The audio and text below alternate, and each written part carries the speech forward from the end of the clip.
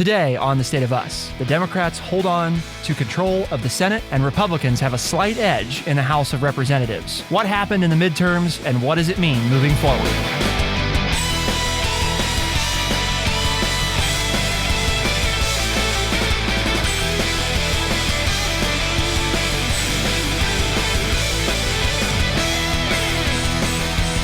Welcome to The State of Us. I'm your host, Justin T. Weller, joined, of course, today by the one and only, your friendly redneck liberal, the senior resident historian extraordinaire here at True Chat, Mr. Lance Jackson.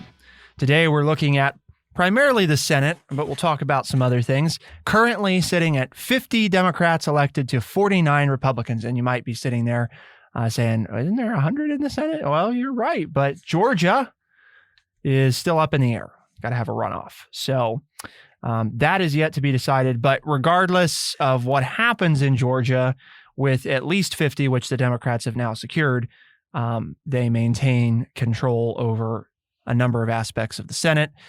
However, Georgia is still very important, isn't it, Lance?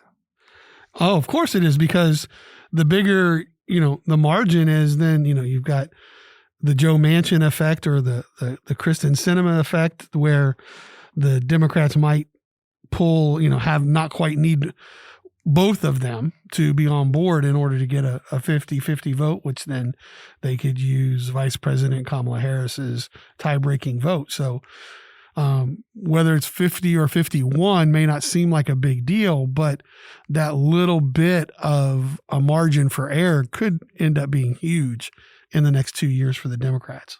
And on the flip side for the Republicans, if right now, the last, 8 to 12 months, if Manchin is against something, then the Republicans don't have to worry about having to vote against it or find somebody else, right? So Right. That's why it's important to the Republicans, is if the Republicans can get Herschel Walker to find a percentage point in the polls in the runoff in December, then that makes it 50-50, and then the Manchin effect can work in their favor more often than not. Looking at the whole Senate, and everything that's taken place, obviously, so far, are you surprised that the Senate has retained, or the Democrats have retained control of the Senate? I mean, because frankly, we've been talking about this for a while. Listeners have been tuning in. Like, it's been on everybody's minds for many months, the midterms, or at least it's been on ours. And there's just been a lot of different things that have taken place over the course of the last several months that have had, obviously, some degree of impact on the outcome of this election. If you'd asked me before the abortion decision by the Supreme Court, I would have said the Republicans would have gained control of the Senate.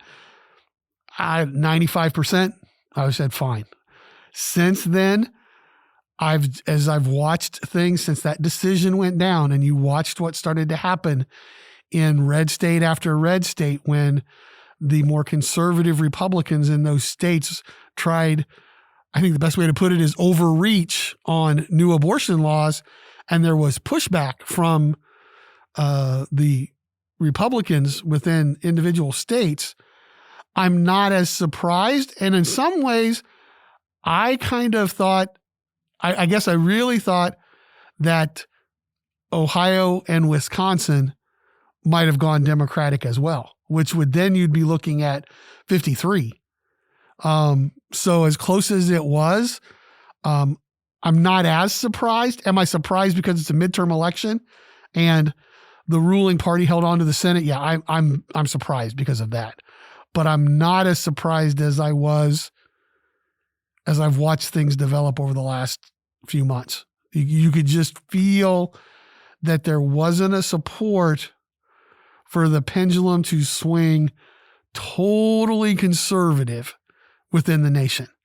There are still people out there that feel like the majority of the population should have the right to decide certain things about themselves. And I'm talking obviously about we've allowed women a lot more freedom and power and a voice in not only government, but business and the economy and everything else that the Supreme Court overreached a little bit with that decision. And I think it backfired, along with the fact that, and I know we're going to get into this later, former President Trump, his candidates didn't do as well as he anticipated. But as I saw him in at a rally in Ohio, I saw news coverage of it. He said, if they win, it's all because of me. If they lose, it's their fault. And I think he was, I hope he was being sarcastic, with that statement, but I'm not sure he was. But, the Republicans ran some weaker candidates against strong Democratic candidates. So, yeah, round and round we go. I guess what I'm saying is I'm surprised because it was a midterm, but I'm not surprised with all the things that we've read in the last 3 or 4 months that this narrow victory for the Democrats retaining control of the Senate has occurred. The interesting thing is obviously, right, it appears that the Republicans, as expected, will in fact be the majority in the House, but not nearly the amount. Oh, big red wave, baby. Where's the big red wave? Right? Yeah. Where's the tsunami? I think Kevin McCarthy said it's not going to be a wave. It's going to be a tsunami.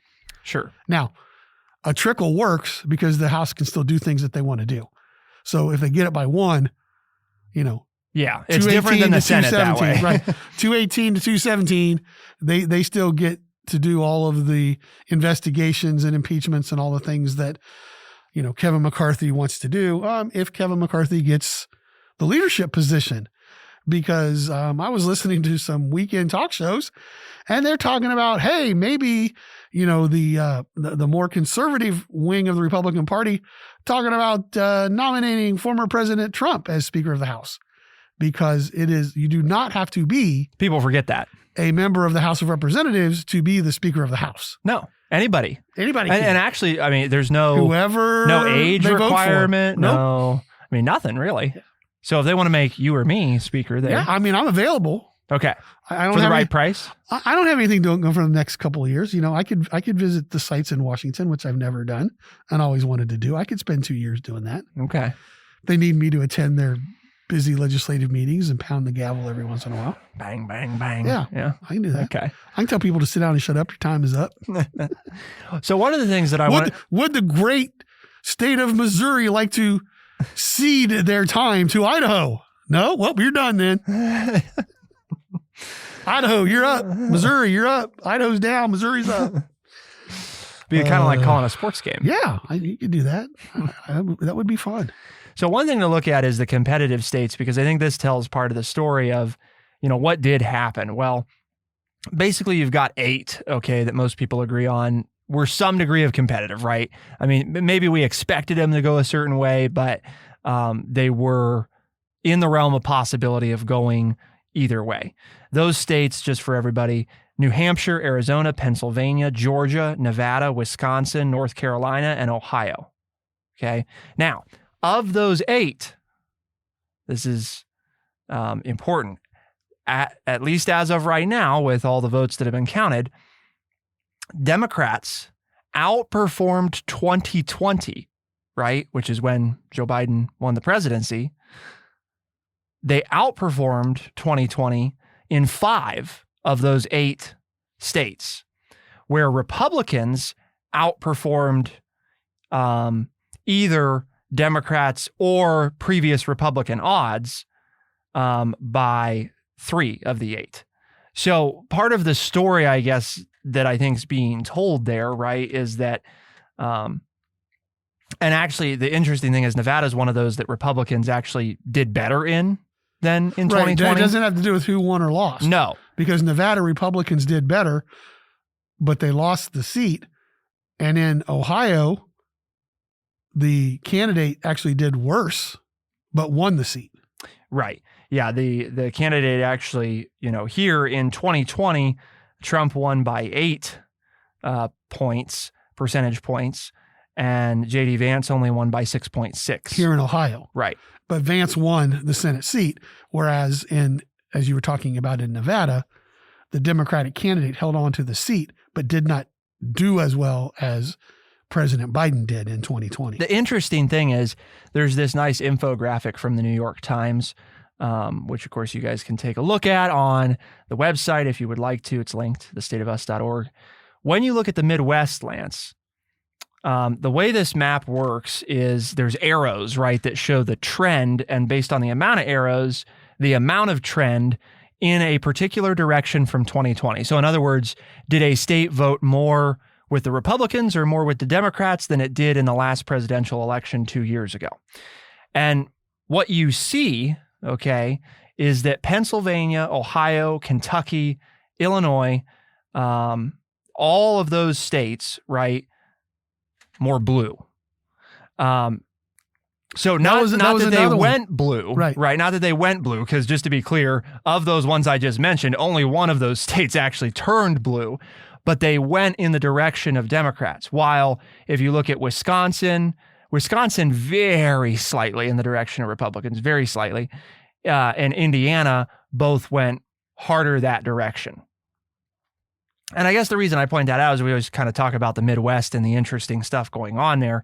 The trend was definitely toward Democrats more than it was toward Republicans. So it doesn't mean that people didn't move toward Republicans. It meant that more people moved toward Democrats than they did Republicans, at least in the way that they voted in terms of who they voted for. When you talk about Senate. Right, in the Senate races. Because see, there's the other thing that's really interesting.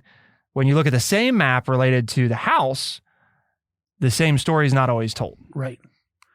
And, just another interesting one to me was in Kentucky, Rand Paul won re-election, which surprised no one, but he did worse than President Trump did in 2020 as far as the percentage of the vote that he received. So, a lot of mixed messages, and everybody, us included, are here to try to figure it out and why it happened and what does it mean. So what does it mean in the next 2 years and with the big presidential election coming up in 2024. So stay tuned and we'll talk about some of that in the next segment.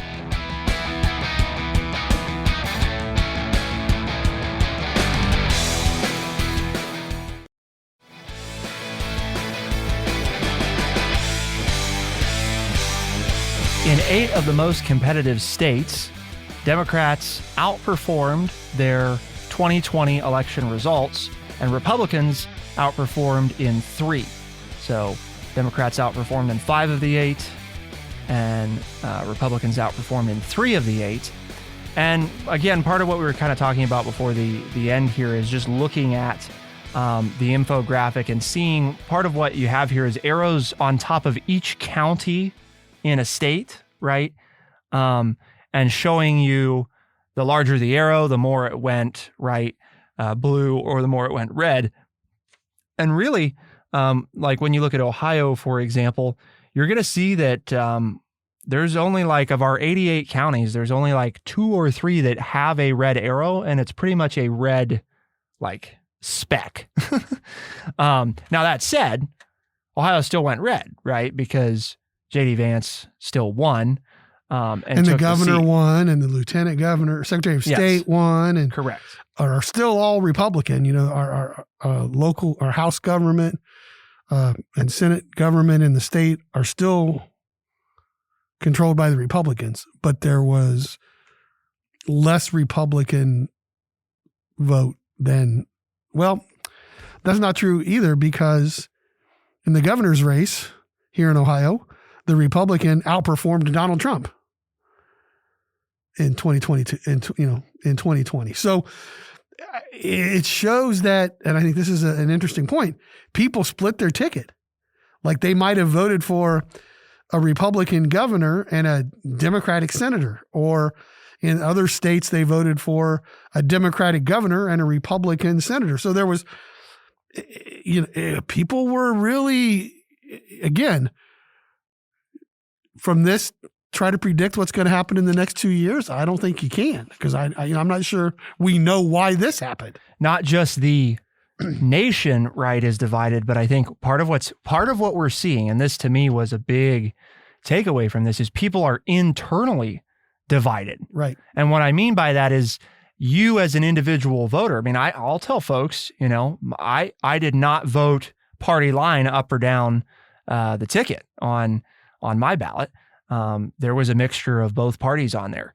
And I think that part of what we're seeing is that was reflected for a higher percentage of people than it usually than what we is. normally see. Yeah, that's Right. that's a fair statement. And I that's think. part of why we're seeing arrows that are all over the place. You got some places that are pushing red, some places that are pushing blue. And in some of those places that are pushing red or pushing blue, they actually went the opposite direction, right? In terms of like in a place that's pushing blue, like Ohio, the Republicans maintain control, but the control is a smaller margin. Where in some other places where you see pushing red, blue control was maintained, but only by a small margin. So again, speaking to that sort of split ticket, people being torn, I think, on who to vote for, and maybe not being torn, maybe being more decisive in which candidates support what, and therefore who am I voting for based on the issues that matter most to me, right? So this candidate said 2 things I don't like, but those aren't that important to me. And they say 3 things that I really like. So I'm going to vote for them, even though they're not exactly who I want. And then there's this candidate in the other party where I don't like hardly anything they say, but there's this one thing they said that's super important to me. So I'm going to vote for them. And sort of in essence, I think, I don't know if it's a balancing effect and that I'm not sure that will achieve much headway. Obviously ending up with a House that's controlled by Republicans, a Senate that's barely controlled by Democrats, and the presidency in the hands of a Democrat is a tricky, that's a tricky place to be for everybody, right? I mean, for Republicans and for Democrats, because neither party really can just claim, that they can't take the initiative to do anything, right? Because True. They both can. So it's a different place. Like when you're in the minority, right? Like for the past 2 years, Republicans can just moan and whine and, like they don't let us do anything. And I mean, to a degree, in fairness, that's true. To a large extent, when you're the minority party, there are things you can do, but like your ability to affect much change other than to stop the other party from doing things is limited. Well, but let's not forget when President Obama wanted to change a member on the Supreme Court, the Republicans were in control and they just held that seat and held that seat and held that seat until after the presidential election and got what they wanted. Right. So it's unfair to point the finger at either party because both of them play the game the same way. And I get sick, personally, I get sick and tired of listening to whomever's in the majority or the minority complain about the other group because that's all any of them have done for the last 15 or 20 years. And it's like, you're not there to argue with each other. You're there to represent the American people. And you all are so, in my opinion, they are all so important, fired up about arguing with each other that they're not doing what needs to be done to help the American people. Because I don't care if you're a Democrat or a Republican. If you're making life better for those of us in the country, then that's what we sent you there to do. And instead, they're just trying to say, see, we got power now. Oh, we don't have power now. We can't do this. Okay, well, do something, all right? Make things better the best way you can. But they don't. They either brag because they're in power or they piss and moan because they're not in power. Both sides do it, and I'm sick and tired of listening to it. Sorry, don't mean to. You were making valid points, but it really upsets me because both sides do the same thing. And it's like, so you're not better than either one of them. So why don't you set aside your petty differences and do what you were sent to Washington to do, and that is solve the problems of the country. And if you don't agree 100%, you agree on 20%. We've talked about that many times on the show. Pass a law that is indicative of the 20% that you agree on. Yep. Because that's a 20% improvement over what we have now. But I think what's reflected is a lack of enthusiasm about available candidates. Because I definitely felt that. I mean, there was really nobody, really, that I was like, I'm going to be really excited if they win, Now, I voted for a couple people that I felt like, I want them to win, right? Hopefully that's why you vote for anybody. But, sometimes you're stuck with choices that you don't love. I didn't really love any of my choices that I voted on. There were several that I were hoping that won that did not, you know. But even those candidates, like if they had won, I guess I would have been more pleased because of what they wouldn't have done rather than what they would have gotten done.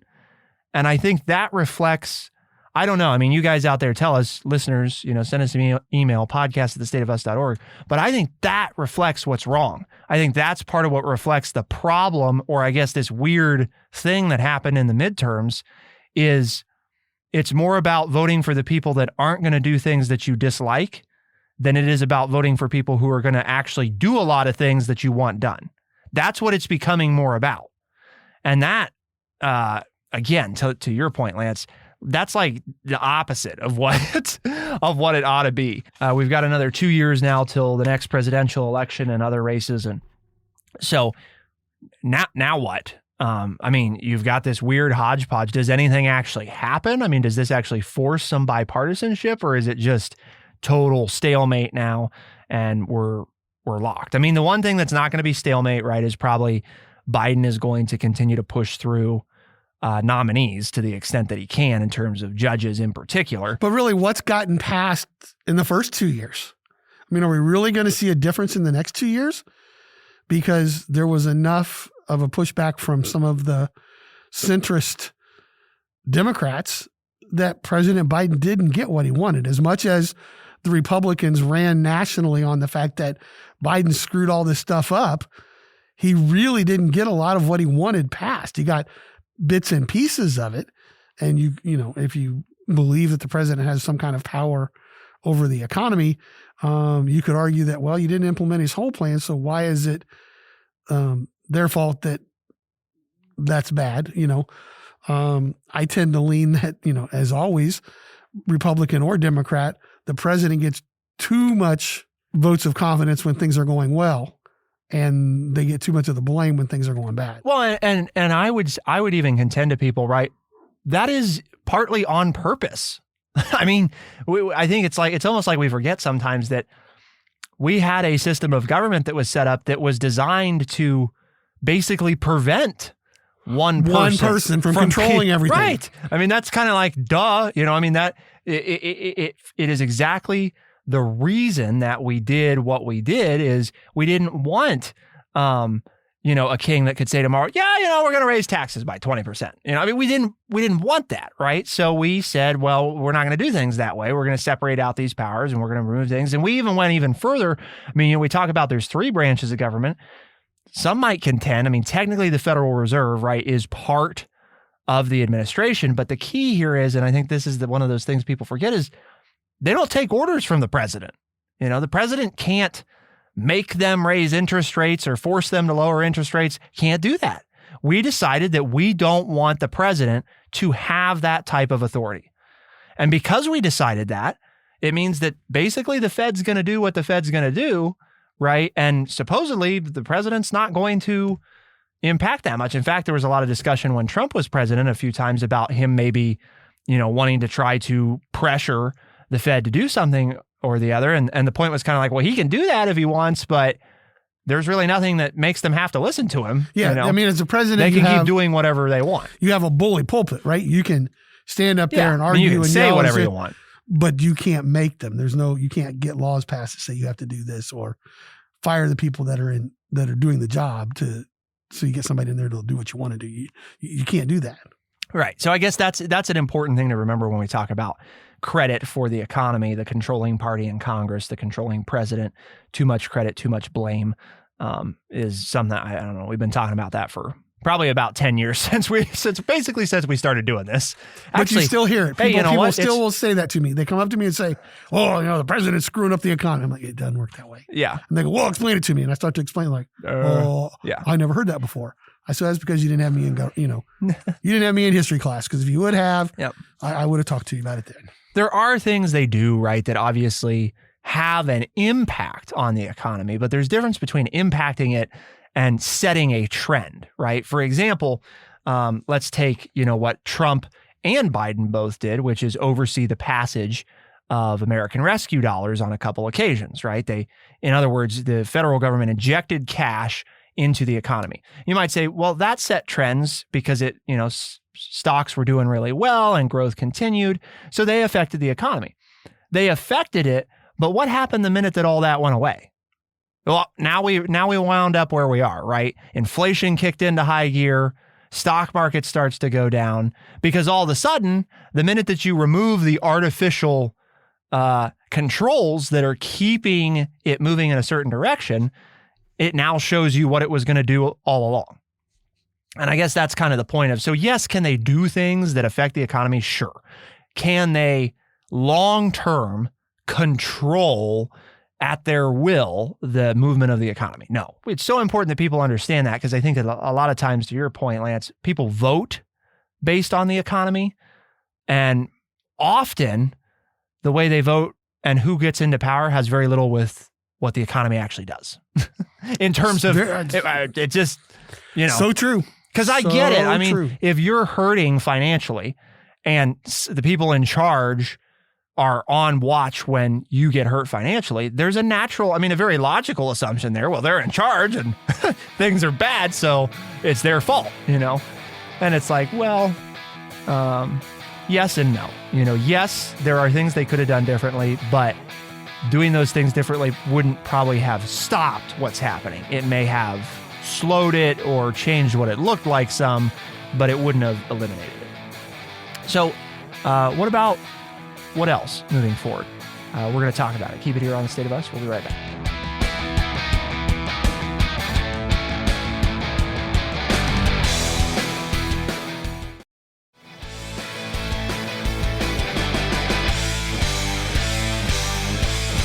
What about the Republicans, Lance? Let's talk a little bit about them.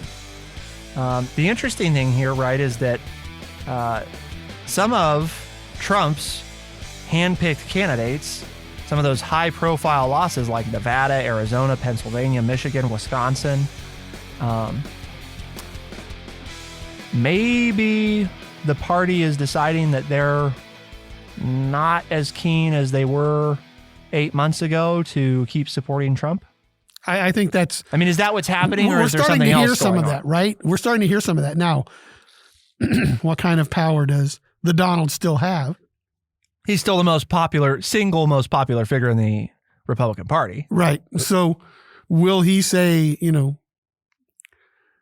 damn the torpedoes, full speed ahead? And will he go ahead and say, I don't really need all you people, and I'm going to use my power to crush all of you who are speaking badly against me? Or will we see a change? Like there were some things I read, not necessarily from politicians, but from voters who said, you know what? We don't want Trump or Biden. Maybe it's time for DeSantis or, some other, Gavin Newsom out in California. Maybe it's time for them. They said, and that has nothing to do with who I voted for in this election. It's just time for somebody else. Let's give somebody else a chance. And that seemed to be a mood, not just in certain states, but across the country, where everybody was like, okay, we keep, throwing up these same old names, and we've been there, done that. It's time to try something new. Don't know that new will be better, but let's try something different. So I think, again, that's going to be an interesting thing moving forward. You got to remember, right? 2 years ago, there really wasn't anything going on in Ukraine. Oil prices weren't high. What's going to happen, in the next 2 years that will determine who gains a foothold. And that's why I don't think anybody who's being talked about right now will end up running in 2024. That's just mine, because things change so much in the world, and things that the United States wants to believe we have control over, we really don't. That world events or events at home are going to take place that will determine whose names are thrown out there for us to vote on. But I think it shows everybody, Democrats and Republicans, as politicians, need to step back and reevaluate their course of action. Democrats didn't really do well because everybody liked their policies. So they can't just sit there and say, yeah, we're going to push through more of this Build Back Better program because that's what made us have one of the best sitting presidential midterms in the last 2 or 3 decades. That's not true. I mean, that's not what's coming out from all the reports. And Republicans can't keep saying, see, the country wants to be conservative. They want to do more Christian church stuff. No, the country doesn't want to do that either. So I think both sides are going to have to sit back, and who picks up on what the mood of the country is the best will position themselves for success in 2024. And the problem both parties have is, what is the mood of the country? Because to some things that you said earlier in the show, I think the mood of the country is very split.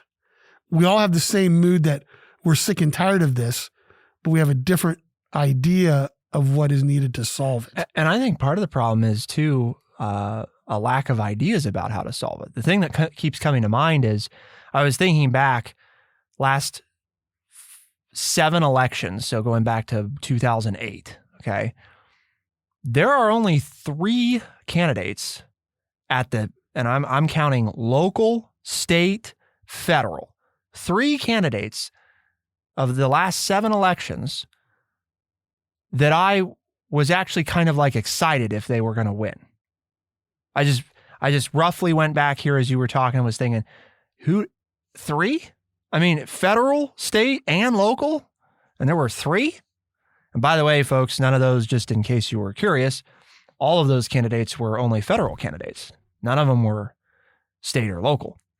I guess I don't know if there's other people out there that feel the same way, but it's kind of like the thing that was of interest with each of those 3 had a lot less to do with the very specific things they were going to do, and more like I felt like they were a leader. They had a vision and an idea about what they wanted to do. And I think it's just, that was the thing. Like, we go back to 2008. Why did Obama win, right? You can ask lots of different people. I think a big part of it was he sold, whether or not you bought into it, right? He very effectively sold a vision of what he wanted.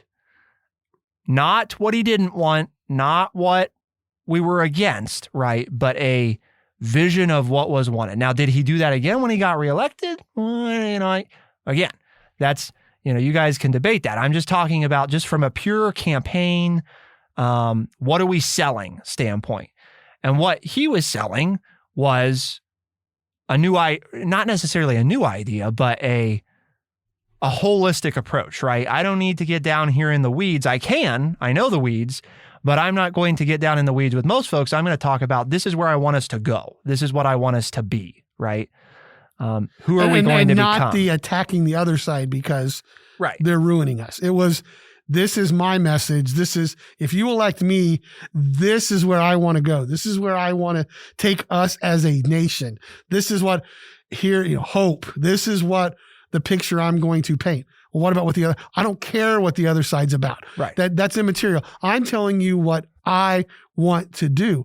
And it excited, like you said, a majority of the people. Not everybody agreed with it. Yep. Instead, what we hear now, and go back and just think for the last month, folks, all the times that you muted your TV or you streamed stuff so you could get away from the politics, it was always, this person's bad because, this person's evil because, this person's going to hurt us because. We didn't listen to anybody who had a vision of where they wanted us to go. You think about how popular when Bill Clinton won and when Reagan won, it's like, in many ways, they did what Obama did in terms of selling, again, less about, these little whether things. You like what they did or don't, didn't like what they did. Here's what I want us to be, And again, you don't have to like that, but talking about Republicans and Democrats that historically have done that, right? They're also some of the presidents that had the highest popularity ratings at one point, right? I mean, like, again, Obama had pretty low ratings at one point, but upon being elected, very positive ratings, right? But I hear more and more people saying what you and I have said for the last 5 or 6 years, 8 years even, and that is, we just all want to get along. We're tired of the venom being Yeah. spewed and the hatred and the vile language. Gets old. We're more and more people are coming up to me and like, God, can't we just get along? Can't we just, learn to live with one another instead of being at each other's throats? And I'm like, hey, listen to the show. Been talking about it for 8 years. Okay. Glad you're finally tired of it. To your point, can somebody put that into words and posters and a vision and get that across to everybody that, you know what, we're not all going to agree, but we can all learn to live with one another and we're all going to grab the rope and pull in the same direction. I just want We to agree on this vision that give I have. people that sneak peek that there might be something in the works, Lance. There's been some little rumors or some testing of the waters for a split ticket, a Republican and Democrat who might run together. As far as who that would be, that's not super specific yet, but there's been some floating and some polling going on of what America's appetite for something like that might be. Is it still in the archives, our show? Where we did the Democratic president, a Republican vice president, and a Speaker of the House who was an independent or something? Yeah, something like that. Yeah. I know. Gee, isn't it amazing how we talk about these things and then they come around and it's like, man, guys, we were talking about this years ago. I don't know what to tell you, but that's why this show's so popular and you got to tell your friends about it because we're on the cutting edge even before there's a cutting edge. That's right. We're the cutting edge before you even knew it was the cutting edge. So the other thing for people is, please, if you're listening to the podcast, then coming Thursday, if you're listening on the radio, then probably right after you get done listening to us on this, we take things a little bit lighter in the next episode. We're going, as our part of our holiday tradition, we're going to do our food and holiday tradition episodes. So we're going to talk about like what Lance and I do for Thanksgiving and Christmas and how all of that plays together. We do that every year. Really looking forward to that. I've got some stuff this year that I'm very excited for. So hopefully you guys will be able to tune into that. But Lance, why do we have this conversation today? Well, because here at True Chat, we have a mission. And our mission is to educate people by providing honest, open, and respectful conversations. I think we did that again today, even without a word of the day. Even without. Which I was prepared for. Well, I wasn't sure. I saw the dictionary open and then like I had something to say and then I was like, I didn't throw it to him for the word of the day, but now we're 5 minutes in and I don't know. So typical, we just go with it. Just so you know, roll with it. I won. You won? Yes. So for the people at home. I hope you won. I didn't know what it was. If I won, that'd be really impressive. It would have been. That would have been but you didn't, so. Do I get to know what it was? So those of you, Is this just you taking victory and not telling us? No, because I may use it again. Okay. Because now I know where I can put it in there. Yeah. I'm ready. Yeah. There you go. All right. Well, remember, new episodes of The State of Us are available on Tuesdays and Thursdays as a podcast. We're heard on the weekends in AM and FM talk radio markets across the country and parts of Canada. For The State of Us, I'm Justin T. Weller. I'm Lance Jackson. Special thanks to producer Bradley Butch. Thank you all, our audience, for tuning in. We'll see you next time. Be the change.